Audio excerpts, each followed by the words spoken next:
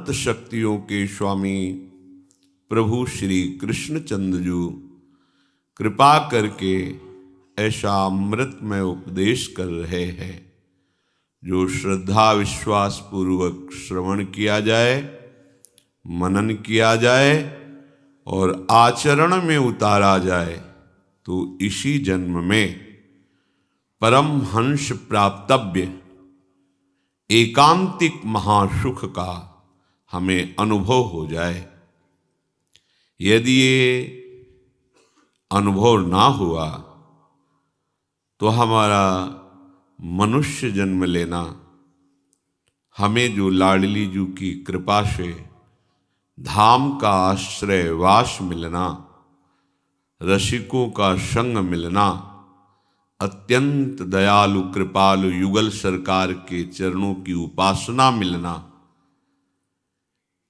ये सब दुर्लभ संयोग हमें बार बार नहीं मिलेगा। अगर हमको ऐसा अनुभव नहीं हो रहा तो जरूर हमसे त्रुटि हो रही, असाधन हो रहा है, क्योंकि प्रभु का सत्य मार्ग है, सत्य नाम है, त्रिकाल सत्य रूप है, त्रिकाल सत्य लीला है, महामहिम परम सच्चिदानंदमय धाम है। ऐसे नाम रूप लीला धाम का चाहे जैसे भी हम आश्रय लिए हैं, बार बार अभ्यासरत हैं, सुमिरन श्रवण मनन कथन, तो हमें निश्चित परमानंद की अनुभूति होनी ही चाहिए। अगर हमारा चित्त प्रभु में नहीं जुड़ रहा है तो हमसे कोई कमी हो रही है, हमारे साधन में कोई असाधन है, इसे ढूंढना चाहिए। प्रभु कह रहे हैं युञ्जन्नेवं सदात्मानं योगी विगत कल्मषः सुखेन ब्रह्म संस्पर्श मत्यंतम सुखमश्नुते।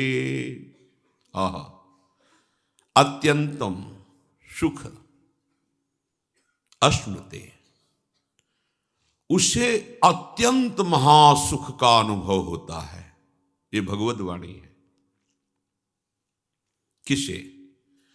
जो अपने चित्त को, अपने आप को बार बार अपने आराध्य देव में समर्पित करते हुए उनका निरंतर चिंतन करता रहता है, अपने स्वरूप में स्थित रहता है, वो निष्पाप हो जाता है और वो योगारूढ़ महापुरुष अत्यंत महासुख को प्राप्त होता है। उस सुख का जब उपासक को अनुभव होता है तो शालोक्य शारिष्ट सारूप्य सामीप्यकत्व मप्युत दीयमानम न गृह्णन्ति बिना मत सेवनम जनाहा। स्वयं भगवान कहते हैं कि वो सुख ऐसा है कि उस सुख में डूबे हुए उस महापुरुष को सालोक्य शारिष्ट सारूप्य सामीप्य एकत्व, ये मोक्ष अत्यंत दुर्लभ है यद्यपि, पर हम उनको देते हैं तो इस मोक्ष को स्वीकार नहीं करते। नहीं चाहिए प्रभु हमें मोक्ष, जिसके लिए वेदांत दर्शी महापुरुष पूर्ण साधन संपन्न होकर समस्त प्रकृति पर विजय प्राप्त करके स्थूल सूक्ष्म कारण शरीर का राग त्याग करके बड़ी कठिनाई से इस मोक्ष पदवी को प्राप्त करते हैं। जो प्रेमी उपासक है वो दीयमानम, प्रभु उसे उपहार में दे रहे हैं, वो उसे स्वीकार नहीं करता। क्यों? क्योंकि उसे अत्यंतम सुख मश्नुते, ऐसा अत्यंत महासुख मिला है सेवा में, प्रभु के साथ रहने में, युगल सरकार की मुख माधुरी का पान करने में, युगल सरकार की मधुर मधुर लीला, परस्पर चितवन, परस्पर वार्ता, उसे और कुछ नहीं चाहिए। ये ऐसा महासुख है। दीयमानम न गृह्णन्ति। और सिद्धि और सुखों की तो बात ही क्या है। ये महापदवी जो बड़े बड़े ब्रह्म ऋषिजन इसी के लिए साधना करते हैं, उपासक उसको स्वीकार नहीं करता। ये बड़ी बात है। भोग सुख, स्वर्ग सुख, ब्रह्म पदवी, ये तो मोक्ष सुख की तुलना में एकदम लघु हैं। मोक्ष पदवी दीयमानम, देने पर भी न गृह्णन्ति, नहीं लेते, बिना मत सेवनम जना। मुझे नहीं चाहिए, आपकी सेवा चाहिए, आपका सानिध्य चाहिए। तो जो उपासक इस महासुख को प्राप्त करना चाहता है, उसका खिंचाव भोगों में कैसे हो सकता है। ध्यान दीजिए, जो मोक्ष सुख को भी ठुकरा दिया है प्रभु के देने पर भी, वो निम्न इंद्रियजन्य भोगों की तरफ कैसे खिंच रहा है। चल तो उसी मार्ग में रहा है, वही नाम जप रहा है जो ऐसा सिद्ध महापुरुष जपता है, उसी लीला का गायन कर रहा है जो ऐसे सिद्ध महापुरुष लीला गायन श्रवण में मगन है, उसी धाम का आश्रय लिए है जिसमें ऐसा महापुरुष आश्रय लिए हुए है। तो वही सामग्री, वही नाम रूप लीला धाम, पर आपको ऐसा सुख क्यों प्राप्त नहीं हो रहा है। तो आप अंदर झांकिए, कहीं आप मान बड़ाई, यश, जगत प्रतिष्ठा, इस धोखे में तो नहीं फंस रहे हैं। कभी कभी बड़े बड़े त्याग किए जाते हैं नाम के लिए, कि हमारा नाम हो जाए कि हम बहुत त्यागी हैं। कभी कभी भजन का बड़ा आडंबर किया जाता है प्रतिष्ठा के लिए, कि हम बड़े भजनानंदी हैं, त्यागी, भजनानंदी, गुणवान, जगत उद्धार के लिए हमारा प्रादुर्भाव हुआ है। कभी कभी ऐसी माया के द्वारा भ्रमात्मक वृत्ति हो जाती है, तो साधन करने पर भी उसे इस अत्यंत सुख का अनुभव नहीं होता। कह रहे जैसे चलनी से आप कोई पात्र में पानी भरना चाहें तो उस पात्र में कभी कुछ नहीं आ पाएगा पानी, केवल चलनी गीली हो जाएगी। अर्थात साधन करते हो तो एक आपको अभिमान हो जाएगा कि मैं बहुत बड़ा साधक हूं, मैं बड़ा भजनानंदी हूं, मैं त्यागी हूं, पर आपको ब्रह्म संस्पर्श, अत्यंत सुख, ये अनुभव में नहीं आएगा। ध्यान देने योग्य बात है। साधन कर रहे, अत्यंत सुख के मार्ग वाला लक्ष्य रख रहे हैं, मान बड़ाई, प्रतिष्ठा, शरीर सुख, आराम, तो आपको जैसे चलनी से कोई पात्र भरने की चेष्टा करे तो केवल चलनी गीली होगी, पात्र में नहीं कुछ जा पाएगा। ऐसे ही आपको केवल अहंकार होगा कि मैं बड़ा त्यागी, वैरागी, संत, महंत भाव जो भी है अंदर, पर आपके अंदर जो महापुरुषों में, संतों में, महतजनों में, महंतों में जो महिमा होती है, वो आपके हृदय में प्रकाशित नहीं हो पाएगी। इसलिए उपासक को अपने हृदय में असाधन को देखकर तत्काल उसका त्याग करना चाहिए। ये असाधन है। इंद्रियजन्य भोगों की वृत्ति, शरीर के सुख आराम की भावना, मान प्रतिष्ठा बड़ाई। शास्त्र में वर्णन आया है कि उसे आत्महत्या जैसा पाप लगता है जो अपनी बड़ाई अपने मुख से करता है। मैंने, मैं, उसे आत्महत्या जैसा पाप लगता है। और जो बड़े श्रेष्ठ जनों के सामने उनको हल्के शब्दों से भाषण करे, तुम प्रयोग करके, तू प्रयोग करके, अवहेलनात्मक, तो उनकी हत्या जनित उसे पाप लगता है। एक प्रसंग में महाभारत में आया है कि अर्जुन जी का था, जो मेरे और मेरे गांडीव को धिक्कार कर देगा उसकी गर्दन तत्काल उतार देंगे हम, कोई भी हो। भगवान व्यास देव जी ने रचा है, हमने स्वाध्याय किया है बहुत पहले। तो जब महाराज युधिष्ठिर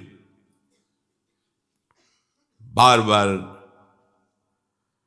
अर्जुन से ये आकांक्षा रखते थे कि जिस वीर के सामने खड़े होंगे अर्जुन उसको परास्त ही कर देंगे। कर्ण मारा गया? नहीं, आज नहीं मारा गया। वो बहुत दुखी हो, क्योंकि कर्ण महावीर था। युधिष्ठिर जी जानते थे इसका ज्यादा टिकना हमारे लिए हानिकारक होगा।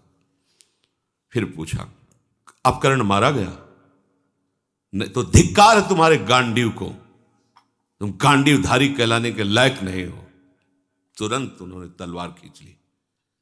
भगवान श्री कृष्ण सावधान, बोले मेरी प्रतिज्ञा है, मेरे गांडीव को कोई और मुझे ऐसा, मैं उसे जीवित नहीं रख सकता। कोई बोले है, बोलो कोई, प्रतिज्ञा प्रभु है। तो उनका तुम्हारी प्रतिज्ञा भी रहेगी और युधिष्ठिर जीवित भी रहेंगे। ये तुमसे श्रेष्ठ है, इनको तुम कह के संबोधन करो और इनकी निंदास्पद इनको बात करो, तो इनकी हत्या का तुम्हें जो प्रण है वो पूरा हो जाए।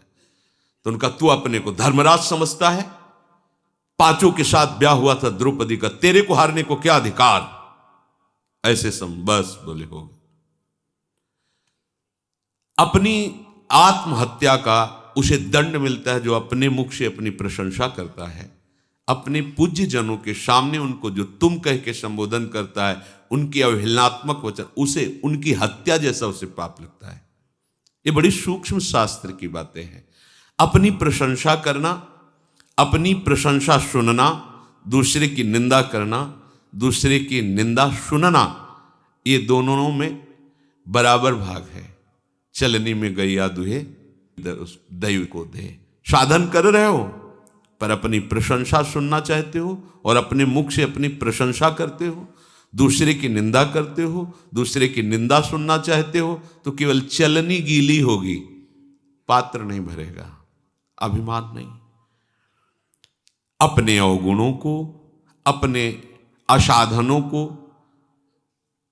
ये तुच्छ बुद्धि पकड़ नहीं पाती है, और पकड़ भी लेती है तो त्यागने की उसमें हिम्मत नहीं रहती। लेकिन उपासक जो नाम रूप लीला धाम का आश्रय लिए है, उसे इनको नहीं रखना चाहिए। जब कोई हमारी प्रशंसा करने लगे तो उसी समय कान में अंगुली डाल लेनी चाहिए। राधा राधा राधा, क्या बात करते हो? आज के बाद ऐसी बात मत निकालना। तुम्हें पता है मैं कैसा नीच हूं। अगर कुछ है तो मेरे गुरुदेव की कृपा है, लाडली जी की कृपा है। आप ऐसे वचन कभी हमारे सामने मत बोलना। और जब कोई दूसरे की निंदा करने लगे तब तो उससे संभाषण भी इस बात का नहीं करना है, कान में अंगुली डाल करके चुपचाप हट जाना है। साधन बचाओ, नष्ट मत करो। ये जो भजन साधन कर रहे हो इसको बचाओ। दूसरी बात, जहां ऊंचे भाव की प्राप्ति के लिए हमको एक एक भजन संभाल कर रखना है, एक एक नाम, एक एक वृत्ति संभाल कर रखनी है, वहां हम अपनी किसी मनोकामना की पूर्ति के लिए, किसी अनुकूलता के लिए, किसी शत्रु पक्ष के नाश के लिए हम भजन का प्रयोग ना करें। हो जाएगा, आप भजन कर रहे हो, उसका अहित सोचोगे, हो जाएगा, क्योंकि आप में पावर है। लेकिन वो भजन की ऊर्जा शक्ति किस लिए आपने संचय की है? अपने लक्ष्य की प्राप्ति के लिए। आप भजन कर रहे हैं, कामना करोगे, अनुकूलता की मांग करोगे, हो जाएगा। जो इच्छा करी हो मन माही, हरि प्रसाद कछ दुर्लभ नहीं। पर आपने बेच दिया अपने भजन को, फिर आपके पास रह क्या गया? फिर आपको क्या ब्रह्म संस्पर्श, क्या एकांतिक महासुख, इसकी कल्पना भी नहीं होगी आपको कि ऐसा क्या होता है ब्रह्म संस्पर्श में। ऐसा क्या होता है उस आत्यंतिक सुख में? क्योंकि आप जो साधन कर रहे हैं उसे आप बेच रहे हैं, उसे आप नष्ट कर रहे हैं। संभालिए अपने साधन को। हमें अपने भजन शक्ति की, ऊर्जा शक्ति की रक्षा स्वयं करनी है। क्या? किसी का अहित नहीं, किसी का अमंगल नहीं, किसी का बुरा नहीं, ना करना है, ना बुरा बोलना है, ना बुरा सोचना है। दूसरी बात, अपनी कामना की पूर्ति, अपनी अनुकूलता की मांग मुझे नहीं करनी है, मुझे अपना भजन नहीं बेचना है। अब क्या होगा? आपका आराध्य देव सब संभाल लेगा। आपको कुछ करने की, आप कामना करेंगे तो आप अपने भजन के ठेकेदार बन गए, और आप प्रभु के आश्रित हैं तो उन्होंने आपके भजन को सुरक्षित भागवतिक बैंक में जमा कर दिया। अब व्यवस्था सरकारी आपकी होगी। समझिए, सरकारी व्यवस्था है उसमें। जब तक आप ठीक से भगवद आश्रय नहीं लेते तो इस संसार को तुम ऐसा समझो जैसे वो मॉल कहते हैं, मॉल जिसमें वो टोकरी में सामान रखा रहता है, क्या कहते हैं? मॉल है। हाँ, वो ऐसी दुकान जहां जो मनावे से उठा के अपनी टोकरी में डाल लो। फ्री नहीं है, वहां तुम्हें कोई नहीं बोलेगा महंगी से महंगी डाल लो, हिसाब वहां पर होगा। और हिसाब नहीं तो सामान छीन ली जाएगी, धक्का मार के बाहर कर दिया जाएगा। ये संसार में ऐसा मत समझना कि हर चीज फ्री है, हिसाब देना होगा सबका। हाँ, अगर सरकारी पास हो गया है फिर कोई बात नहीं। सरकारी पास मन वचन कर्म से प्रभु के अधीन होकर सारी चेष्टाएं अपने प्रभु के लिए करता है। अब उसका भरण पोषण सरकारी हिसाब से होगा, वो भागवतिक हिसाब। उसको ये नहीं कि अब उसको उसका भजन कटेगा, नहीं, वो सरकारी हिसाब है, अब वो भागवतिक हिसाब से चलता है। तो उपासक पूर्ण समर्पण होने तक ये सावधान रहे कि अपने भजन को खर्चा न करे, बेचे ना। दो बातें, खर्चा होता है दूसरे का अनिष्ट अमंगल करने पर, और बेचना होता है अनुकूलता लेने पर, कामनाओं की पूर्ति पर। बहुत सुंदर बात। अगर आपको भजन साधन करने पर आनंद की अनुभूति नहीं हो रही तो आप अपने भजन को खर्चा कर रहे हैं, बेच रहे हैं। बंद करो ये खर्चा करना और बेचना। आप भजन कर रहे हैं, अंदर ही अंदर सोच रहे हैं ऐसा ऐसा, वो आपका भजन जा रहा है। आप भजन कर रहे हैं, दैन्य होकर मांग रहे हैं, ये अनुकूलता मिल जाए, ये वस्तु मिल जाए, ये समस्या हट जाए। आप अपने भजन का ऐसे प्रयोग क्यों कर रहे हैं? जहां अनुकूलता के लिए भजन होता है वहां हम अपने शब्द में कह सकते हैं कि पाप रुकता नहीं है, वहां फिर पाप होना शुरू हो जाता है। हम भजन तो करें प्रभु का और मांग करें अनुकूलता की, तो लक्ष्य क्या हुआ? अनुकूलता हुई ना। हम भजन करें प्रभु का और मांग करें भजन में डूबने की, कि अभी भजन तो क्रिया हो रही है। ऐसा समय कब आएगा जब ये भजन डूब करके होगा? डूब कर कोई बाह्य स्मृति नहीं, रूप छके घूमत रहें, तन को तनिक न भान, यह है डूबना। विरह कमंडल कर लिए बैरागी दो नैन, मांगत दरस मधु करी, छके रहत दिन रैन, यह है डूबना। हमारा ज्ञान हमारा पीछा नहीं छोड़ रहा है, पर हारना नहीं है। हमारे सहायक, परम उदार, परम करुणाकर, वात्सल्य समुद्र प्रियालाल हैं। ये दोष हमें है। हम अपनी मांग करते हैं, हम अपने अनिष्ट का नाश करने के लिए भजन के समय संकल्प करते हैं, नहीं करना है। अगर हो भी रहा है तो उसे रोकिए, नहीं रोक पा रहे हो तो इधर दृष्टि लाइए अति उदार करुणा वरुणालय युगल सरकार की तरफ। ये तभी होता है जब आश्रय में कमी होती है, समर्पण में कमी होती है।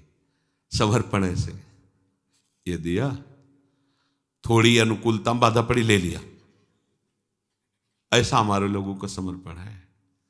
ऐसे पहले सब नामे कर दिया प्रभु के नाम, थोड़ी प्रतिकूलता पड़ी तो अभी तो क्या, अभी तो शुरुआत है, पूरा तो समर्पण कर दिया था। अब अगर ऐसी प्रतिकूलता और बढ़ेगी फिर क्या हो, वापस करो हमारा तन हमारा मन। वास्तविक दिया ही नहीं था, फिर वो अहम के ठेके में जमा कर देता है, अहंकार के। प्रभु ठीक नहीं चला सकते, अहंकार ठीक चलाएगा। वो मैं विचार करूंगा मुझे कैसे चलना है, क्या करना है, बिल्कुल अच्छे से समझो। महापुरुषों की शोध की हुई बातें हैं। बुद्धि के अभिमान को छोड़कर छोटे बच्चे की तरह हम अपने प्रभु के चरणों में समर्पित हो जाए। अजात पक्षा यु मातरम खगा, जैसे घोंसले में बैठा हुआ पंखहीन चिड़िया का बच्चा केवल मां की तरफ बाट जोहता रहता है, ऐसे शरणागत उपासक होता है। प्रभु बहुत ज्ञान विज्ञान ऐश्वर्य महिमा से संपन्न है, पर हमारी चित्त वृत्ति प्रभु के प्रतिकूल पापों का चिंतन मनन करती रहती है।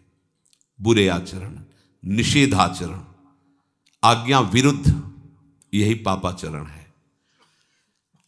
हम भजन करना चाहते हैं प्रभु का, पर पोषण करते हैं पाप का। ये सूक्ष्म बातें हैं, ऑपरेशन है हृदय का। भजन के साथ पाप प्रवृत्ति, पाप वृत्ति, पाप चिंतन कैसे हो सकता है?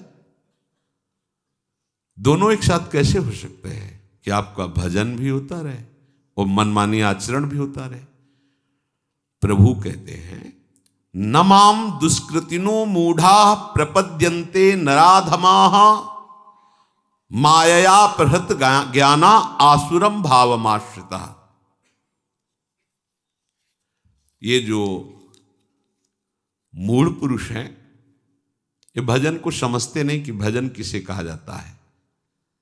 ये माया द्वारा हरे हुए ज्ञान वाले, आसुरी स्वभाव वाले, नीच और दूषित कर्म का चिंतन करते हुए उन कर्मों को करने वाले लोग मेरे भजन को नहीं जानते, मेरा भजन नहीं कर सकते। पापवंत कर सहज स्वभाव, भजन मोर ते भाव न काऊ। ऐसे लोग यदि कहीं किसी संत महात्मा का आश्रय मिल जाए इनको, और थोड़ी सी श्रद्धा करके उनकी आज्ञा के अनुसार चलने लगे, तो इनका भी परिवर्तन हो जाएगा। अपिचित्सु दुराचारो भजते माम अनन्य भाग, साधुरिव समंतव्या सम्यक व्यवसिता। ऐसा सांगो पांग पापाचरण करने वाला हो, पर उसको साधु समागम से एक बात निश्चय में आ गई कि भगवान के सिवा अब मेरा कोई हितैषी कल्याण करने में समर्थ नहीं है, इसलिए मैं अनन्य भाव से भगवान का आश्रय लेता हूं। तो प्रभु कह रहे, क्षिप्रम भवति धर्मात्मा शाश्वत शांतिम निगच्छति। उसे मैं बहुत शीघ्र धर्मात्मा बना दूंगा और वो परम शांति को प्राप्त हो जाएगा। तो आपको भूतकाल की चिंता छोड़कर, भविष्य काल की चिंता को छोड़कर वर्तमान के चिंतन को अब सुधारना होगा। मिलावट नहीं चलेगी उसमें। पाप का चिंतन, वासनाओं की भोग का चिंतन, संसार का चिंतन और भजन भी ना से अच्छा है, पर इतने अच्छे में पूरा जीवन व्यतीत कर दो और अनुभव न हो भगवद स्पर्श का और भगवदानंद का, तो फिर आप यही कहोगे भजन में कोई सुख नहीं है। सुख तो भोगों में ही है, क्योंकि इतने वर्ष करने पर भी हमारी वृत्ति भोग में ही सुख का अनुभव करती है। जो वर्तमान को बिगाड़ता है वो साधक कैसे हो सकता है? वर्तमान को बिगाड़ना, वर्तमान के समय में पापाचरण करना, पाप चिंतन करना, निषिद्ध बातों का चिंतन करना, और माला भी चल रहा है, ठीक बात नहीं है। उस उपासक का भविष्य कैसे सुधर जाएगा जो वर्तमान को नष्ट कर रहा है? इसलिए सर्वतो भावेन आराध्य देव को समर्पण करो। कल्याणकामी उपासक को मंद भजन में नहीं टिकना चाहिए, तीव्र भजन में आना चाहिए। तीव्र भजन, निरंतर नाम जप, पूरा विश्वास, पूरी श्रद्धा, इसी जन्म में मुझे भगवान मिलेंगे, प्रभु मिलेंगे। तीव्र नाम जप, भजन में तीव्रता, रस आने लगेगा। अपने इष्ट देव में सर्वोच्च बुद्धि, अपने इष्ट देव में सर्व सामर्थ्यता, अपने इष्ट देव में सर्वलोक महेश्वर का भाव, भजन की तीव्रता, हो गया निर्मल मन। अपने इष्ट देव में सर्वोच्च, हमारे प्रिया प्रीतम से बढ़कर कोई नहीं। सर्व सामर्थ्यता, सारी सामर्थ्य इनके चरणों में विराजमान है। सर्वलोक महेश्वर, यद्यपि सकल लोक चूड़ामणि, जैसे हरिवंश करत अपनो जस प्रगट अखिल ब्रह्मांडन, क्योंकि अखिल ब्रह्मांडों के स्वामी हैं। हमारा भाव निर्मल हो जाएगा, शुद्ध हो जाएगा, ये अन्य चिंतन छूट जाएगा। इसलिए मंद भजन से काम नहीं चलेगा, भजन में तीव्रता होनी चाहिए। सच्ची बात, सब प्रभु ही है। एक बार पूज्य भाई जी महाराज कह रहे, एक उपासक ने, सज्जन ने सभा में खड़े होकर कहा कि मुझे कृष्ण दर्शन कराओ तो जाने। आप प्रवचन कर रहे हो, बड़े भक्त हो, कृष्ण दर्शन होते हैं अलग अलग सो। तो भाई हम हाथ जोड़कर कहते मेरे में ताकत नहीं है। पूज्य भाई जी श्री हनुमान प्रसाद पोद्दार जी महाराज, और तुमको सही बतावे तो रामकृष्ण में भी ताकत नहीं है। ऐसा क्यों कहा भाई जी, जलते हो? क्योंकि आप यदि दर्शन ना करना चाहो तो वो तो सबके सामने है ही। कहो सो कहा जहां प्रभु नाय। दुर्योधन ने दर्शन किया क्या पूरे जीवन में? एक बार भी श्री कृष्ण का नहीं। सैकड़ों बार मिला होगा लेकिन दर्शन नहीं किया उसने। प्रभु को प्रभु भावना से दर्शन नहीं किया। ऐसे ही हम कभी भी प्रभु से बिलग नहीं हैं, पर प्रभु भाव नहीं है ना तो हमें दर्शन नहीं हुआ। इसी मृत्यु लोक में प्रभु के कई बार अवतार प्रकट में हुए हैं, पर हमारे अंदर चाह नहीं रही प्रभु से मिलन की, इसलिए मिले हुए भी कभी उनका दर्शन नहीं हो पाया। प्रभु सबके हृदय में विराजमान हैं, यद्यपि वो चाहें तो सब उनकी चाह में कोई, पर उनकी चाह तभी जब हमारी चाह हो जाए ना उनसे मिलने की, तभी। प्रभु की कृपा से प्रभु के दर्शन संभव हैं तब जब आपके अंदर प्रभु के मिलन की उत्कट चाह, ये उत्कट चाह प्रभु को मजबूर कर दे माया का पर्दा हटा करके दर्शन देने के लिए, तब बात। प्रभु को आना ही पड़ेगा। तुम भजन करके अपने भाव को बढ़ाओ और इतना मजबूर कर दो कि तुम्हें देखना चाहें। ये बात, खास बात यही है। ये मेरे हाथ के बस की बात नहीं भाई, मैं आपको दर्शन करा सकूं। भाई जी महाराज, प्रभु का प्राकट्य दुर्लभ नहीं है, दर्शन दुर्लभ नहीं है, प्रभु के मिलन की उत्कट लालसा दुर्लभ है। इसलिए पहले अनन्य शरणागति ग्रहण करो और तीव्र भजन करो, और भजन ऐसा जिसमें जिया ना जाए प्रभु के बिना। तो ये प्रश्न ही नहीं करना पड़ेगा कि प्रभु के दर्शन करा दो तो जाने। जब प्रभु के बिना तुम मरने लगोगे तब प्रभु आ जाएंगे। जैसे मछली जल के बिना प्राण त्यागने लगती है, ये सिद्धांत है। अवश्य अवश्य प्रभु से क्षण आ जाएंगे। आ ही नहीं जाएंगे, वे अपने आप को हमें दे देंगे। अब हम जैसे चाहे उनके साथ खेलें, सखा भाव से, सखी भाव से। जैसे प्रभु की भक्ति में समान अधिकार है सबका, और जो उत्कट लालसा से संपन्न भक्त है उसी के अधीन प्रभु होते हैं, बड़ी बड़ी साधनाओं से नहीं। प्रभु शबरी जी के पास जाते हैं, किंतु वहीं ज्ञान संपन्न साधन गर्भ में फूले हुए ऋषि मुनियों के पास नहीं जाते हैं। वहीं उसी वन में गए, उसी वन में किसी भी ऋषि के आश्रम नहीं गए, शबरी माता, क्योंकि उत्कट लालसा प्रभु आएंगे, गुरुदेव ने कहा है। दैन्यता मेरे साधन बल से प्रभु आएंगे नहीं, गुरुदेव के वचन पूरे करने के लिए आएंगे। और ऐसी साधना पूछो मत। पर ये ब्रह्म ऋषि जन, इनको साधना का गर्व है, पवित्रता का गर्व है, ब्रह्मणत्व का गर्व है। प्रभु एक भी ऋषि के आश्रम में नहीं गए। भक्तों के चरित्र पढ़ करके देखो, श्री रैदास जी की दैन्य उत्कट भक्ति के वशीभूत होकर सिंहासन सहित प्रभु उनकी गोद में आ गए, लेकिन वाराणसी की विद्वता के अभिमान में फूले हुए ब्राह्मणों के वेद वाक्यों पर भी प्रभु नहीं रीझे। आर्त होकर विकल भाव से प्रभु को पुकारो तो ये प्रश्न ही खत्म हो जाएगा कि हमें दर्शन करा दो, भला प्रभु दर्शन दे दे। ये कोई प्रश्न उत्तर का विषय है कि आप में सामर्थ्य तो प्रभु के दर्शन करा दो, तो हम जाने तुम महान भक्त हो या सिद्ध भक्त हो।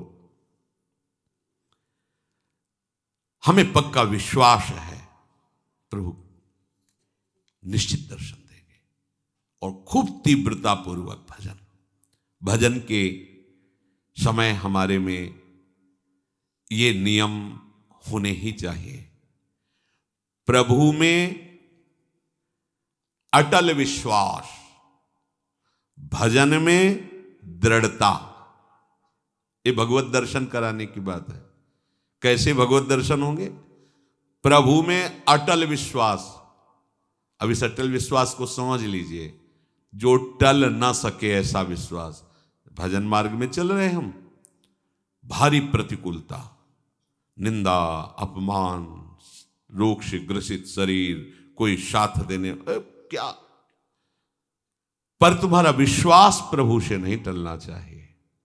अटल, बट विश्वास अटल निज धर्मा।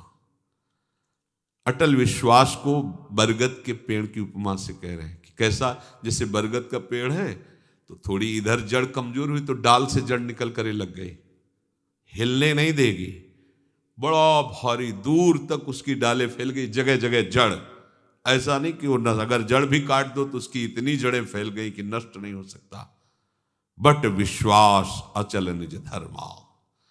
अपने धर्म में अचल और अपने आराध्य देव में अटल। देखो ना, अंदर देखो आप, भगवत दर्शन करने की लालसा प्राप्त करने के लिए आराध्य देव में अटल विश्वास और भजन में दृढ़ता। कैसी भी परिस्थिति हो, पूज्य श्री राधा बाबा, इन महापुरुषों की भजन दृढ़ता देखो। अनुष्ठान कर रहे हैं, अंग टूट गया है, नहीं रुकना, वैसे ही बैठा लो मुझे आसन पे। भजन नहीं, नियम नहीं टूटने वाला। कैसी दृढ़ता है। लिया नियम परिक्रमा भाव गिरिराज की, वही गीता वाटिका, नहीं चल पा रहे, पालकी में बैठा लो, चलो ले चलो। जो नियम, जो भजन की दृढ़ता, उस पर फर्क नहीं पड़ना चाहिए। दूसरा, हम जिसका भजन कर रहे हैं वो हमारे भजन को देख रहा है। बड़ा सुख मिलेगा आपको जब ये बात आप लाओगे। हम वाणी गायन कर रहे हैं, हमारे प्रियालाल सुन रहे हैं, हम भजन कर रहे हैं, हमारे प्रियालाल देख रहे हैं। तो हम कोई भी कार्य ऐसा ना करें जो प्रियालाल के सामने नहीं करना चाहिए। देखो आप बच जाओगे। दूसरा है भगवत दर्शन करने वाले उपासक का नियम, हम जिसका भजन कर रहे हैं वो उपास्य देव हमें देख रहा है। उनको सामने देखते हुए भजन करो। प्रिया प्रीतम देख रहे हैं, मैं उनका भजन, प्रिया प्रीतम देख रहे हैं, हम उनकी लीला गान, प्रिया प्रीतम ही बैठे, हम उनकी सेवा कर रहे हैं और पक्का विश्वास वो मुझे मिलेंगे, पक्का विश्वास वो मुझे मिलेंगे। और मेरे आराध्य देव से बढ़कर के अनंत ब्रह्मांडों में कोई नहीं है। ये दो बातें। तीसरी, जो गुरु जी ने भजन दिया है, मंत्र दिया है, उस पर विश्वास, उससे बड़ा कोई मंत्र, कोई साधन नहीं है। ये तीसरी बात बताई। हमें नाम मंत्र भजन उसी में दृढ़ होना जो गुरुदेव ने दिया है। चौथी बात, जिसका हम भजन कर रहे हैं सिर्फ उसी की प्राप्ति के लिए भजन है। बीच में मिलावट कुछ नहीं होनी चाहिए, ये वो मांग नहीं होनी चाहिए। जिसका भजन कर रहे हैं उसी की प्राप्ति के लिए भजन हो रहा है। बीच में किसी दूसरे विषय की मांग, किसी परिस्थिति की मांग, तो फिर ये लालसा उत्कट नहीं प्रकट हो पाएगी भगवत दर्शन की। पांचवा, जिसका नाम जप कर रहे हैं उसके रूप को आंखों में लाने की चेष्टा करना, भाव करना। चेष्टा लिखा है, वो तो स्वयं आएंगे कृपा करके, पर हम चेष्टा तो कर सकते हैं ना, ध्यान की चेष्टा तो कर सकते हैं। कैसे राधा वल्लभ लाल जू, कैसे बिहारी जू, हम इन्हीं की ध्यान, यही है प्रिया प्रीतम का मिलित स्वरूप। जब प्रकाशित करेंगे तो कोटि कोटि काम लावण्य बिहारी, यही है, ये अपना रूप प्रकाशित कर देंगे। मन से उनके रूप का चिंतन, वाणी के द्वारा गुरु प्रदत्त नाम मंत्र का जप, ये दोनों साथ चलने चाहिए। छठा, प्रभु के भजन करते हुए किसी दूसरे उपासना के उपासक, किसी दूसरे मार्ग के भजनानंदी की अवज्ञा, निंदा, हे भाव, तिरस्कार भाव, ये बिल्कुल नहीं होना चाहिए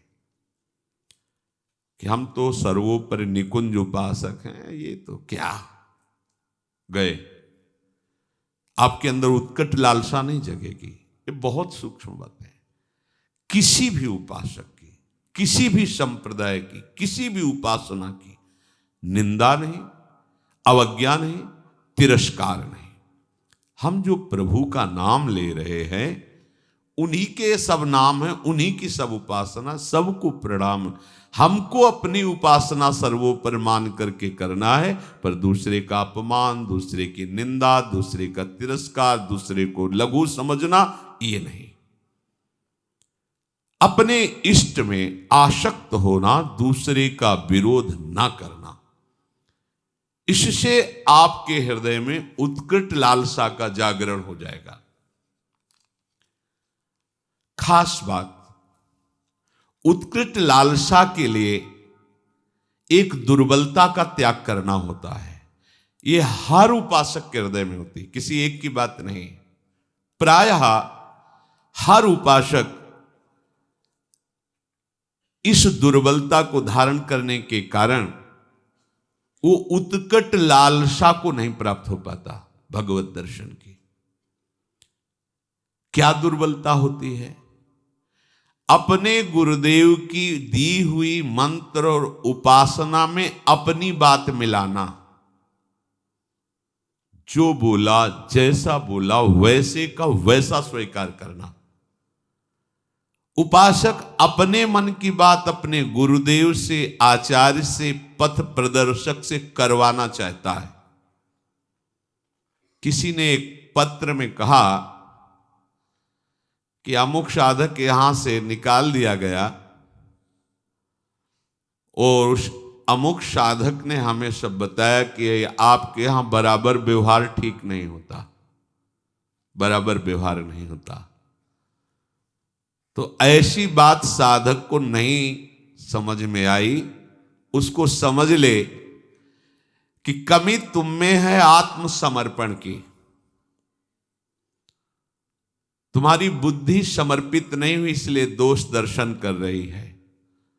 गुरु पथ प्रदर्शक जिस साधक को जैसा उचित समझता है वैसे ही साधन का आदेश करता है और उसी साधन से सबको वही वस्तु प्राप्त होगी, पर साधन सबका गुरु निर्दिष्ट होगा। आपको ये, आपको ये, आपको, सबको एक जैसा नहीं।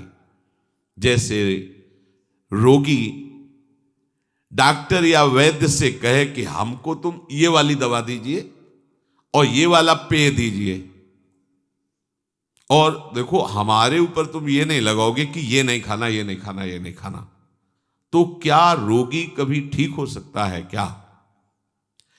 उसी प्रकार शिष्य साधन सत्य मार्ग में चलने वाले उपासक को गुरु उसके स्वभाव को, उसकी स्थिति को देखकर उसके लिए मार्ग निर्देश करता है। वो परम सत्य है, क्योंकि गुरु जानते हैं कि इस स्वभाव का साधक इस स्वभाव से ऐसी साधना करने पर उसी सिद्धि को प्राप्त होगा। गुरु ही उपयुक्त अधिकारी देख करके उपासना बताते हैं। वो तब तक शक्तिपात नहीं करते, शक्ति का आधान नहीं करते, जब तक शिष्य संपूर्णतया गुरु के अधीन नहीं हो जाता। शक्तिमान गुरुदेव शिष्य को जो अपनी आध्यात्मिक शक्ति देना चाहते हैं, जिसे शास्त्रीय भाषा में शक्तिपात कहते हैं, परम सामर्थ्यशाली गुरुदेव उसे तब तक नहीं देंगे जब तक उस शक्ति को रखने की योग्यता नहीं आएगी, पात्रता नहीं आएगी, अधिकार नहीं आएगा। जिस उपासक में उनकी ऊर्जा शक्ति को धारण करने की सामर्थ्य नहीं आई है, यदि वो उसे शक्तिपात कर दे तो उनकी शक्ति व्यर्थ हो जाएगी या वो उपासक नष्ट हो जाएगा। उन्मत्त होकर, मतवाला होकर गलत मार्ग का अनुसरण करके भ्रष्ट हो जाए, क्योंकि पावर मिल गया उसको। जैसे भगवान शिव से वृत्रासुर ने शक्ति पात करने की प्रार्थना की कि मैं जिस पर हाथ रख दूं भस्म हो जाए। तथास्तु, जगत गुरु शिव ने ऐसा ही कह दिया। उसने सोचा कि परीक्षा इन्हीं से शुरू करते हैं। उमा जी की तरफ दृष्टि गई, शुरू यहीं से कर, भागे। उस शक्ति का दुरुपयोग और उस शक्ति के द्वारा उसका नाश श्री हरि ने उल्टा उसी के ऊपर रखवा को भस्म कर दिया। भगवान शिव ने तांडव प्रारंभ किया तो बाणासुर अपनी ताल गति से उन्हें प्रसन्न कर, जा तेरे शास्त्र भुजाएं हो जाए। शक्तिपात की 1000 भुजा बलशाली, जिस पर्वत पर जाता टक्कर मारता, उसकी भुजाओं का जोड़ कोई नहीं। भगवान शिव से ही आया और कहने लगा, गुरु अब इन भुजाओं की खुजली मिटाने वाला त्रिभुवन में कोई नहीं, आओ आप ही हमसे 2-2 हाथ कर। हंस पड़े, उनका आ जाएगा कोई 2-2 हाथ करने वाला। फिर भगवान ने सुदर्शन चक्र से उसी शक्ति को नष्ट किया। इसलिए गुरुजन स्वभाव के अनुसार उस सिद्धि को प्राप्त करने के लिए उसे मार्ग देते हैं। शक्तिपात तभी होता है जब सर्वतोभावेन मन वचन कर्म से वो अपने गुरुदेव के अधीन हो जाता है, जिसकी बुद्धि नहीं रह जाती है। जब तक आपकी बुद्धि काम कर रही, क्यों मैं हूं, इसमें ऐसे कर लिया जाए, वैसे कर, तब नहीं, जैसा का वैसा। जिसको जो अधिकार गुरु ने दिया है, जो क्रिया दी है, जो जप दिया है, उसी के अनुसार बिल्कुल चलो, उसी प्रकार चलो जैसा कहा है। सबको समान उपदेश नहीं दिया जा सकता, सबके साथ समान व्यवहार भी नहीं हो सकता।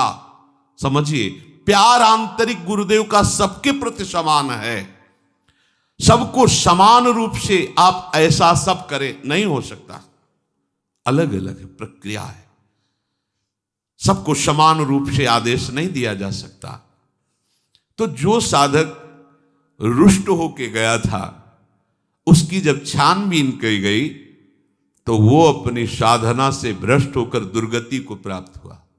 पूज्य भाई जी से हनुमान प्रसाद पोद्दार जी महाराज जी की वाणी, दुर्गति को प्राप्त हुआ, उसका साधन नष्ट हो गया, वो कमजोर हो गया। फिर बाद में आकर रू की पूछा कि क्या मेरा भी सुधार हो सकता है?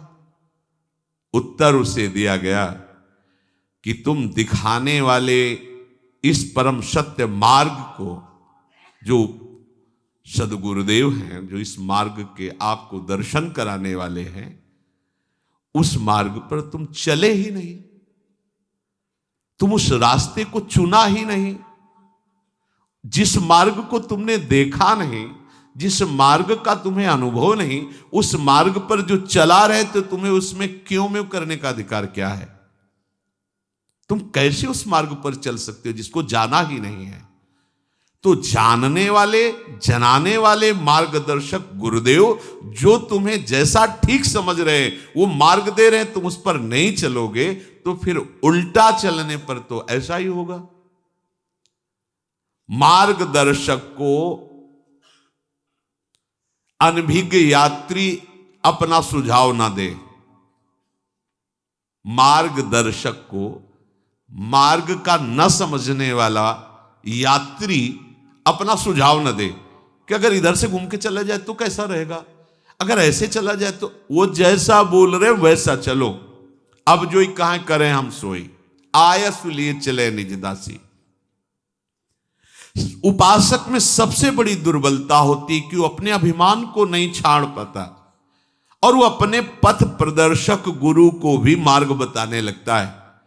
आप जो ये कर रहे हैं ना, ऐसा अगर इसको ऐसा कर लिया जाए तो ठीक रहेगा।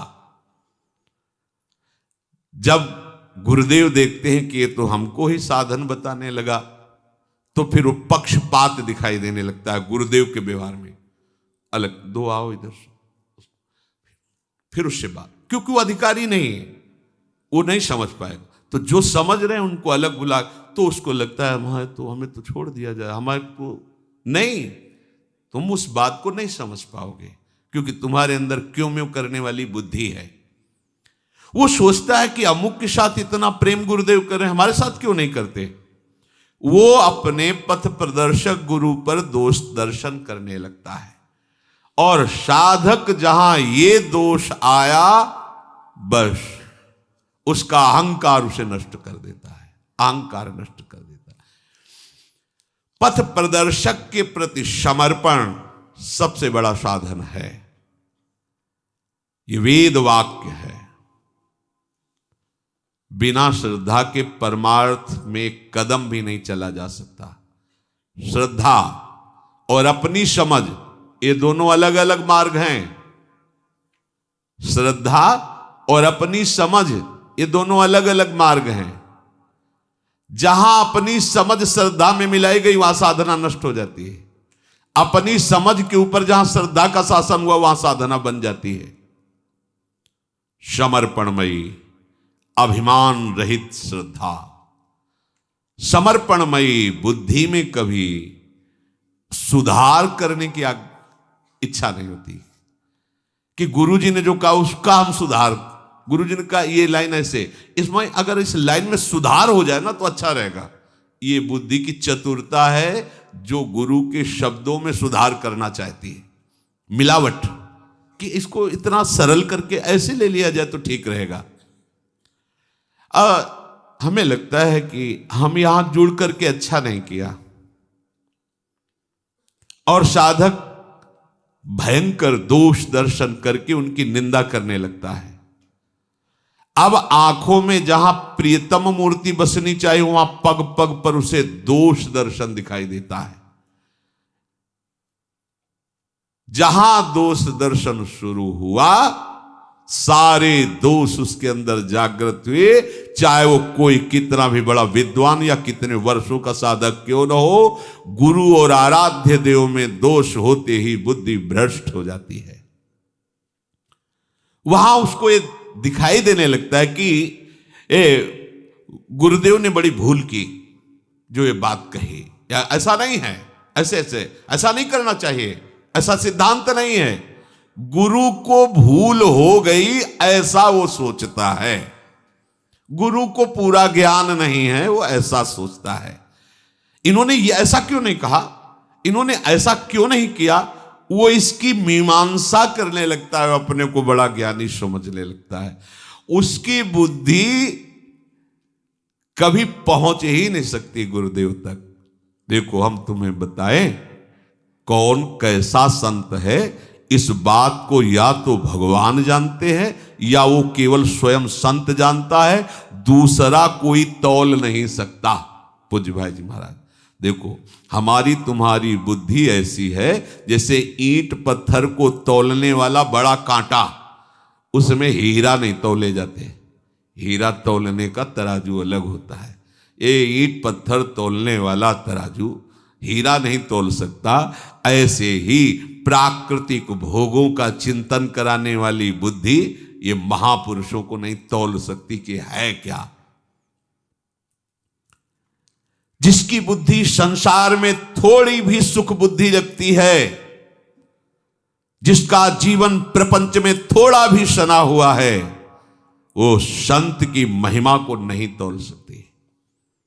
देखो वहां वर्णन करते हैं, तात स्वर्ग अपवर्ग सुख धरी तुला एकंग, तूल नता सकल मिल जो सुख लव सत्संग। ये बुद्धि संतों की महिमा को नहीं तौल सकती। इसलिए आपसे निवेदन है कि आप जिनका अनुसरण कर रहे हैं, जिनको पथ प्रदर्शक माना है, जिनको गुरुदेव के पद पर आपने विराजमान किया है, उनके प्रति पूर्ण समर्पण का भाव रखो। उन्हें मार्ग बताने की चेष्टा मत करो, उन्हें सलाह देने की चेष्टा मत करो। आपके लिए जो निर्धारित कर रहे हैं वही भगवत प्राप्ति का हेतु बनेगा। भेद बुद्धि, दोष बुद्धि, पाप बुद्धि है, इससे साधन नहीं बनता है। साधक अपने लक्ष्य पर दृढ़ रहे। देखो एक है मधुमेह का रोगी, शुगर, और वो मीठा उसको बहुत प्रिय होता है। वो कहेगा अपने वैद्य से कि आप जो है मुझे मिश्री का सेवन बताइए, क्योंकि कल जब हम आए थे आपके पास तो आप एक मरीज को कह रहे थे खूब मिश्री खाइए आप ठीक हो जाएंगे। वो था पित्त का रोगी। पित्त बढ़ा हो मिश्री खाओ तो कड़वी लगेगी पर वही समन कर देगी। तो जो कल आपने उसको उपदेश दिया था वही हमें दीजिए। तो मधुमेह वाले को मिश्री खाने से हानि हो जाएगी और पित्त वाले को मिश्री खाने से लाभ हो जाएगी। तो वैद्य से कहे कल जब हम आए थे तो आप एक को कह रहे थे कि आप मिश्री अच्छी मात्रा में सेवन कीजिए आप ठीक हो, तो मेरे को क्यों रोक रहे हो, ये पक्षपात क्यों कर रहे हो। ऐसे उपासक जो है अपने गुरुजनों पर दोष दर्शन करने लगता है। साधक को जब भ्रम हो जाता है तो सद्गुरुदेव के प्रति दोष बुद्धि हो जाती है। बताई हुई मंत्र उपासना ऐसी दोष बुद्धि उपासकों के ऊपर बिल्कुल नहीं काम करेगी। जो भी मंत्र गया वो सब ऊसर में बीज के समान गया। तो गुरु के द्वारा दी हुई मंत्र उपासना व्यर्थ हो गई, क्योंकि उसकी श्रद्धा दोष में है, दोषयुक्त हो गई। अब वो बात बात में तर्क करेगा, गुरु की एक एक चेष्टा की निंदा करेगा। भले वो निर्दोष है पर उसकी एक एक चेष्टा दोषयुक्त होगी। वो ये नहीं मानता कि मेरी भूल होती जा रही, मैं गलत मार्ग में जा रहा हूं, वो या गलत हो रहा है। कुछ भी करे उसका रास्ता बंद, क्योंकि वो संदेह के मार्ग पर चल पड़ा। इसलिए साधक बहुत आवश्यक बात यह है कि अपने पथ प्रदर्शक की आज्ञा का श्रद्धा पूर्वक पालन करे। अपनी बताई हुई गुरुदेव की साधना पद्धति से ही चले। दूसरा कोई कितनी बड़ी साधना बता दे आकर उसकी ओर देखे भी नहीं, चलने की तो बात जाने दो। स्वधर्मे निधनम श्रेय परधर्मो भयावहा। गुरु प्रदत्त उपासना ही तुम्हें भगवत प्राप्ति कराएगी, दूसरी की सलाह नहीं। जिसके लिए सदगुरुदेव ने जो साधन निश्चित किया है वो साधन ही भगवत प्राप्ति का स्वरूप हो जाएगा। मान लो वचन, श्रद्धा पूर्वक संलग्न रहो। दूसरा साधक खूब अच्छा साधन करता है और आपको दिखाता है कि मैं बहुत आनंदित हूं, आओ हमारे साधन को स्वीकार कर लो, छोड़ो अपने गुरु की साधना। इस भावना को अंदर जाने भी मत देना। उसे अपने साधन में बहुत बड़ा विघ्न समझना। ऐसे साधक को, ऐसे मित्र उपासक को जो आपको अपनी गुरु उपासना, गुरु मंत्र, गुरु भावना से विलग कर रहा है कि देखो ना हम लोग तो बहुत आनंदित, छोड़ो और आओ इस आनंद। बिल्कुल नहीं।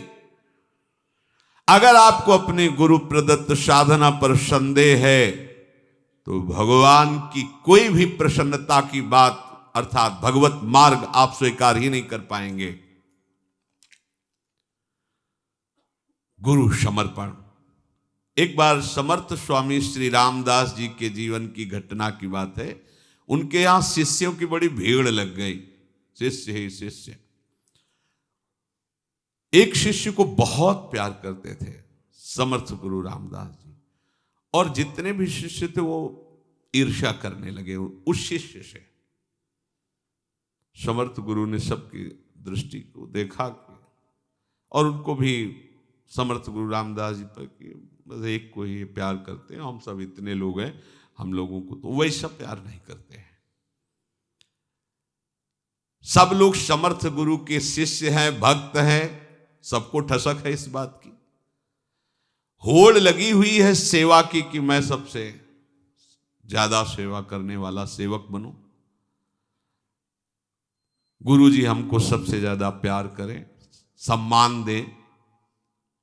देखो ये सेवा, गुरुपद पंकज सेवा तीसरी भक्ति अमान, और ये क्या चाह रहे हैं? सेवा करें, गुरु सम्मान दे। ये गुरु से सम्मान लेने की भावना नाश कर देती है। बचते रहना। प्रसादी पुष्पमाला वस्त्र आदि तो जीवन है हमारा, पर कहीं भी ऐसा दिखाई दे कि गुरु हमारा सम्मान कर रहे तो घुटने टेक कर विनय करनी चाहिए कि प्रभु हम इस योग्य नहीं, आपके चरणों के आश्रित हैं, इसकी जरूरत नहीं, हमें तो बस आपकी कृपा को की जरूरत है। आप जो साधन दिए उस पर हमारी निष्ठा, आपके वचनों का पालन करना, प्रभु कहीं इससे हमारा अभिमान न जागृत हो जाए। आप बार बार ऐसा सम्मान जनित चेष्टा करें, आप भगवत भाव से करें, पर मेरी क्षमता नहीं कि मैं सह पाऊं, ऐसे विनय करना चाहिए। आपस में काना फूसी शिष्यों में कि उनको तो बहुत प्यार करते हैं, तो ये सर्वोपरि संत कैसे हो सकते हैं कि एक का पक्षपात लेते हैं? क्या ज्यादा पैर दबाने वाले को ही प्यार किया जाता है क्या? अरे भाई, संत की दृष्टि में तो समदर्शी संत हो। देखो गुरु कैसे होने चाहिए पूछ लो शिष्य से, लेकिन शिष्य कैसा होना चाहिए तुम्हें कैसे चलना है वो नहीं जान रहे हैं। संत तो समदर्शी होते हैं ना। अरे उनको कोई चंदन लगावे गाली दे बराबर प्यार होता है। फिर ये क्या एक कोई दुलार और सबको दोष दर्शन, अंदर से ईर्ष्या भाव। देखा वो समर्थ गुरु थे, लीला की जांग में वो एक पट्टी बांधी, बहुत दर्द है, सब इकट्ठा, महाराज आपको दर्द है? हाँ बहुत, यहाँ एक फोड़ा हो गया, रात भर में इतना बड़ा कोई बुरा प्रारब्ध आया है, बड़ा कष्ट हो रहा है। कराहने लगे लेटकर, और वो सेवक शिष्यों की भीड़ आसपास जमा हो गई। महाराज जी क्या, कौन सी दवा लाए, कहां से क्या, सब अपने अपने भाव। वाह बहुत दर्द हो रहा है, आप गुरु जी आज्ञा करो। हाँ ये हमारा वैद्य से ठीक नहीं होगा, हमने ध्यान के द्वारा देखा है, ये विषैला फोड़ा है, अगर ये फोड़ा अंदर फूट गया तो हमारा शरीर पूरा हो जाएगा। अरे गुरु जी फिर हम जिएंगे कैसे? तो मरने के लिए तैयार हो जाओ, कोई एक इस फोड़े को चूस लो, इसका मवाद तो जहरीला है, तुम मर जाओगे और हम जीवित हो जाएंगे, हमारा कष्ट दूर हो जाए। लघु शंका के बहाने कोई लाइन से पीछे सकिलने लगे, और वो जो भीड़ थी ना सब आश्रम के, कोई इधर कोई इधर, बाहर 10-20 बच्चे, उनमें एक दूसरे का चेहरा देख रहे थे।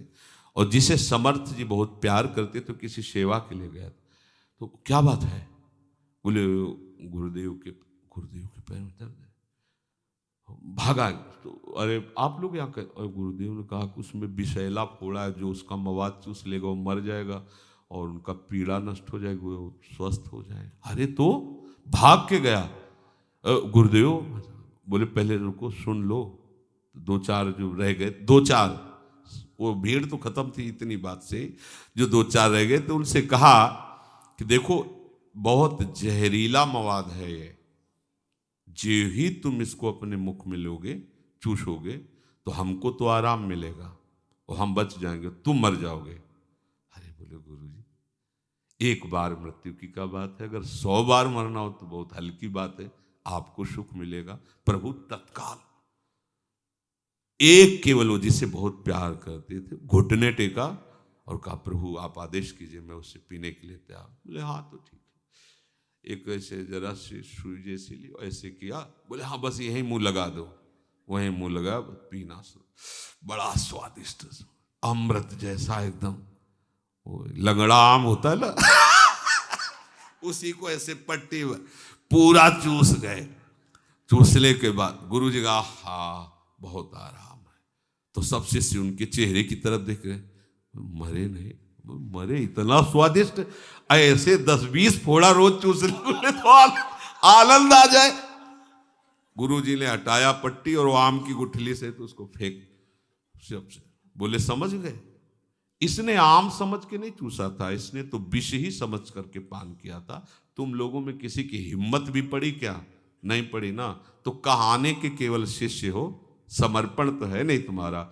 जब समर्पण नहीं तो तुम्हें अनुभव में नहीं आएगा। हम प्यार सबको करते हैं, पर तुम्हारा समर्पण ना होने के कारण तुम अनुभव नहीं कर पाओगे। जैसे भगवान कह रहे सब पर मोरी बराबर दाया, पर कोई भक्त ही प्रफुल्लित रोमांचित होकर कहता मेरे प्रभु मुझे बहुत प्यार करते हैं। आपको भी करते, पर आप नहीं कह सकते क्योंकि आप प्रभु को समर्पित नहीं हैं। इसलिए प्रत्येक साधक को अपने कल्याण के लिए, अपने मंगल के लिए, अपने सदगुरुदेव के दिखाए हुए मार्ग पर चलना है। अपनी बात गुरुदेव पर लादनी नहीं है, अपनी इच्छा के अनुसार गुरुदेव को नहीं चलाना है, गुरुदेव में दोष दृष्टि नहीं करनी है, अपने को गुरुदेव की बात माननी है। दिखावा करोगे तो पोल खोल देगा हरि। दिखावा करोगे गुरु भक्ति का तो पोल खुल जाएगी कि अरे अभी तक नाटक ही कर रहा था भक्ति का। इसलिए दिखावापन तो आने न पावे, पूर्ण समर्पण की भावना और उत्तम साधना जो गुरुदेव ने दी है, तो फिर आप देखोगे कि आपका हृदय प्रतिपल प्रभु के लिए तड़पने लगा। प्रभु के लिए गुरुदेव क्या हैं, आप ये समझो कि वही प्रभु अपनी प्राप्ति का अपना मार्ग बताकर अपने स्वरूप का अनुभव करा देते हैं। कोई गुरुदेव दूसरी वस्तु नहीं है। जो गुरुदेव को साधन समझता है, बड़ी अज्ञानता की साध्य ही अपना परिचय बताने के लिए ऐसी लीला कर रहा है। और कुछ बस आप मान सोई जाने जे देव जनाई। प्रभु का परिचय केवल प्रभु जानते हैं, तो प्रभु ही संत महात्माओं के रूप में, शास्त्र के रूप में, गुरुदेव के रूप में आकर अपना परिचय अगर आप पकड़ लो तो बात बन जाए। क्यों म्यों किया तो चले गए। अरे स्पष्ट भांग का बट्टा है, भांग का बट्टा है। सील और बट्टा होता है ना, बट्टा दे दिए ये तुम्हारे ठाकुर है, बस नहा के नवा देना और पवा के पा लेना। साथ श्री कृष्ण खेलते थे, प्रभु साथ खेलते थे धन्ना जी के। सिलपिल्ली बाई पत्थर के टुकड़े में भगवान को, सबरी जी गुरुदेव के वचन से वो महिमा प्राप्त हुई जो बड़े बड़े ब्रह्म ऋषियों को नहीं प्राप्त हुई। हम जिस परम व्याकुलता के लिए भगवत मार्ग में कदम रखा है, उसमें आज्ञा पालन सर्वोपरि है। उसमें ये नहीं अच्छा कैसे हो जाएगा। एक बार आपको प्रसंग में दृष्टांत में बताया, देवर्षि नारद जी को भगवान ने आदेश किया गुरुदेव की शरणागति स्वीकार करो, वरण करो। किसको गुरुदेव बनाए? बोले जो प्रातःकालीन दर्शन में आ जाए। एक जो धीमर एक दूसरे के घरों में जल पहुंचाते रहते हैं मटकी बांधकर। गांव में पहले ऐसा होता था, जमींदारों के घर में पानी भरते थे। ये गुरु हो सकते हैं क्या भगवान के पास? भगवान ने कहा गुरु। सुबह उनको देखा, बहंगी लिए, उसमें मटकी बांधे कोई भजनानंदी महात्मा होता तो गुरु मानते क्या? अच्छा, गुरु की क्रिया देखी, गुरु को जाति देखा, तो आप तो बहुत बड़ा दोष कर दिए और इसका आपको दंड मिलेगा, 84 लाख योनियों में तुम्हें जन्मना पड़ेगा। भगवान कांप गए, चरणों में गिरे, क्योंकि प्रभु कभी मजाक में भी मिथ्या नहीं बोलते। नारद जी ने कहा प्रभु उन्हीं गुरुदेव के चरण पकड़ो, वही उपाय बता देंगे। सुबह फिर गए तो वैसे नारद जी ने कहा अरे महाराज आप तो संत हो, हम देख। बोले अब मुझे ठगो मत, कृपा करके बताओ। भगवान ने मुझे कह दिया कि इस अपराध का दंड है 84 लाख योनियों में भ्रमित होना। प्रभु कैसे मुक्त हो? एक लकड़ी लिए ऐसे 84 बिंदु बना, बोले कपड़ा ऊपर का उतार के इस पे लौट जाओ, 84 लाख योनियां। लौट गए, भगवान के पास गए, भगवान ने कहा मुक्त हो गए 84 लाख। गुरु ने मुक्त कर दिया, तुम मुक्त हो। ये भगवान और गुरुदेव कहने को दो हैं। बन्नो गुरुपद कंज कृपा सिंधु नर रूप हरि महामोहतम पुंज जासु बचन रविकर। और बड़ी सूक्ष्मता की बात, साधना से भगवत प्राप्ति नहीं है, साधना अहंकार रहित होने की है। अगर आप गुरुदेव की आज्ञा पर नहीं चल रहे तो अहंकार की ही शरणागति है ना। अहंकार तो अब कुछ भी कर लो, क्योंकि उसी के गलित होने पर तो भगवत प्राप्ति होती है। अहम गलित होने पर भगवत प्राप्ति होती, दैन्य आता है। तो जब हम समर्पण होते हैं तो यहां शुरुआत ही अहंकार की धज्जियां उड़ना शुरू हो गई। तो जो अहंकार आश्रित होता है वो ये स्वीकार नहीं कर सकता, तो अब कुछ भी करे वो सब अहंकार के अंतर्गत होगा। अहंकार विमूढ़ आत्मा करता मिति मन्यते, मैं ऐसा कर रहा हूं, ये मूढ़ता होने के कारण बड़े बड़े साधन करने पर भी उसे भगवत प्राप्ति नहीं होगी। क्यों? अहंकार है। इस संस्कृति का मूल चक्र है, यही कनेक्शन है, यही बंधन है। संस्कृति मूल सूल प्रदनाना सकल शोक दायक अभिमाना। इसी अभिमान को नष्ट करने के लिए भगवान स्वयं सद्गुरु संत रूप में आते हैं। अब हमारी उन पर मनुष्य बुद्धि, हम श्लोक तो बहुत पढ़ते हैं, गुरुर् ब्रह्मा गुरुर्विष्णु गुरुर्देव महेश्वर गुरु साक्षात परब्रह्म। तो किसके अब दर्शन पाने हैं? अपने नेत्र ही तो शुद्ध करने हैं। गुरु साक्षात परब्रह्म तस्मै श्री गुरुवे नमः।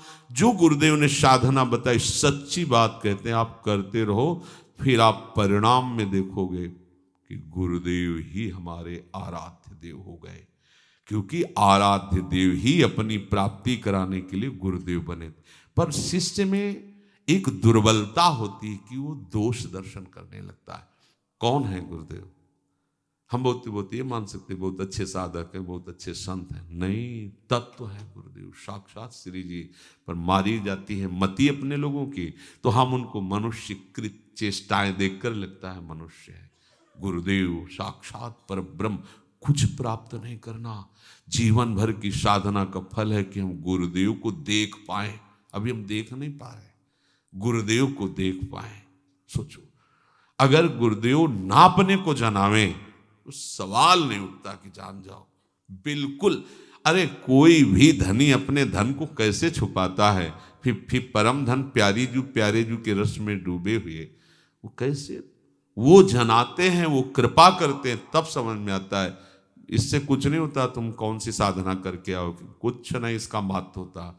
उनकी आज्ञा, उनकी भीनी दृष्टि उनका परिचय दे देगी, और जब उनका परिचय मिला तो वो और आप दो नहीं रह जाओगे, जानत तुम्हें हो जाए। इसलिए अपनी ये दुर्बलता उपासक को छोड़नी चाहिए। कोई भी मनमानी आचरण, कोई भी मनमानी बात अपनी थोपनी नहीं चाहिए गुरु आज्ञा पर। गुरु आज्ञा की बात मन के ऊपर चढ़ानी है। हमको मन गुरु आज्ञा पर लगाना है। आप लगा के देखो, बिल्कुल सांसारिक क्रिया दिखाई दे रही, या बोल रहे हैं ऐसे से ऐसा करते रहो, यहाँ रोड में खड़े नाम सत्संग सुन सकते हैं, नाम कीर्तन कर सकते हैं, वहाँ रोड में खड़े होने वही प्रभु की अनुभूति वाली वृत्ति जागृत हो जाएगी। केवल बात को मान लो। भागवत में उपनिषदों में कई प्रसंग आते हैं कि गुरु ने कभी व्याकरण नहीं पढ़ाया, सेवा का आदेश कर दिया, 10 वर्ष 12 वर्ष उसी सेवा में लगे, प्रसन्न हुए, तो चारों वेद अपने आप बिना पढ़ाए स्फुरित हो गए। आप महाभारत के कई ऐसे प्रसंग आते हैं उनमें। तो हमको गुरु वंदना तो करते हैं, गुरु मानते हैं, पर वो मानना अपने मन की अनुकूलता के अनुसार होता है। हम क्या साक्षात परब्रह्म से तर्क कर सकते हैं? क्या हम साक्षात परब्रह्म के अलावा कोई अनुभूति करना चाहेंगे क्या? तो हम क्या आपने अपने गुरु को, जो इस श्लोक में कहा गया साक्षात परब्रह्म तस्मै श्री गुरुवे नमः, क्या हम ऐसा देख पा रहे हैं? नहीं। तो हमारी यही साधना है कि हमारी आंख मुंदते मुंदते ये देख पावे कि साक्षात परब्रह्म तस्मै श्री गुरु। श्री सूरदास जी से अंतिम समय में कुछ महापुरुषों ने कहा कि लाखों पद की रचना की, पर एक भी पद में वल्लभाचार्य जी की आपने बात नहीं कही। तो ऐसा लगता है कि आपने क्यों नहीं गुरु वंदना की? तब उन्होंने कहा आपको ऐसा लगता है, हमने जितने पद लिखे अपने गुरु के लिए लिखे हैं, और गुरु के हैं। बोले मतलब? बोले हमने प्रिया प्रीतम और गुरु को दो ही नहीं देखा, हमने तो यही देखा है कि प्रिया प्रीतम ही हमारे गुरु हैं, गुरु के रूप में आए वल्लभाचार्य जी, और वो ही हमारे प्रिया प्रीतम है, तो हमने तो उन्हीं का जस गान किया है। तो उनका फिर भी एक पद अंत, तो भरोसो दृढ़ इन चरणन केरो, श्री वल्लभ वल्लभाचार्य, श्री वल्लभ नखचंद्र छटा बिनु, सब जग माहि अंधेरो, भरोसो दृढ़ इन। प्रिया प्रीतम और सदगुरु ये दो नहीं, साक्षात वही। जो अपने गुरुदेव में द्वैत भाव रखता है तो सृष्टि से द्वैत भाव कैसे हटा पाएगा? अरे उसी अद्वैत सिद्धि से तो हम द्वैत का नाश कर पाएंगे। और वही हम द्वैत, जब हम अपने गुरु के वचनों पर दोष दृष्टि करते हैं तो हम सारे संसार से अपनी दोष दृष्टि को कैसे हटा पाएंगे? क्योंकि एक जगह जब हमारी निर्दोष दृष्टि हुई तो उसी दृष्टि के बल से हम पूरी सृष्टि में निर्दोष हो जाएंगे। तो हमको समझना है, हमें अपनी कचाई दूर करनी। श्री राधा वल्लभ लाल की।